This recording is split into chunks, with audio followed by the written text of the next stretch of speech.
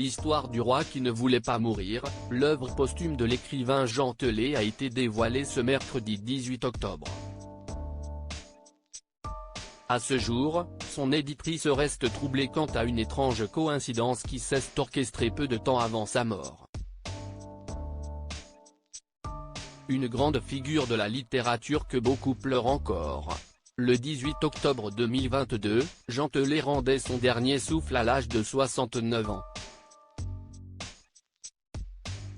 Romancier de renom et auteur de bandes dessinées, il avait été hospitalisé suite à une intoxication alimentaire avant de s'éteindre dans son appartement parisien après des complications.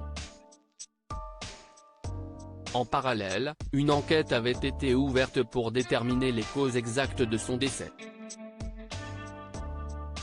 Après la réalisation d'une autopsie, la famille de l'artiste avait alors pu organiser ses funérailles qui se sont déroulées dans la plus stricte intimité au cimetière de Montmartre. Dans un communiqué relayé par l'Élysée, le président de la République Emmanuel Macron avait salué son immense talent et sa polyvalence en pointant notamment son don pour la bande dessinée, la télévision et la littérature, qui nous lègue des histoires pleines de fantaisie et de lucidité.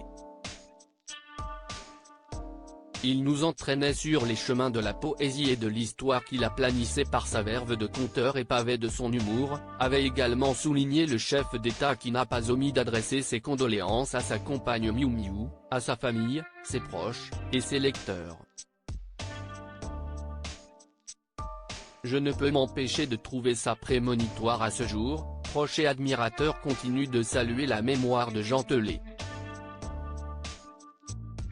Le 18 octobre dernier, soit un an après sa mort, a été dévoilée en librairie son œuvre posthume intitulée L'histoire du roi qui ne voulait pas mourir.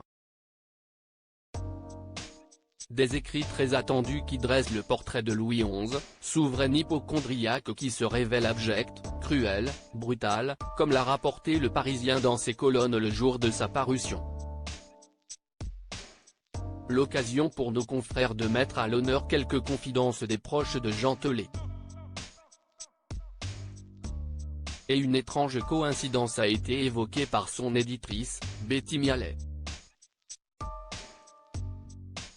Jean avait un type de fonctionnement particulier, s'est remémoré la fondatrice des éditions Mialet-Barreau.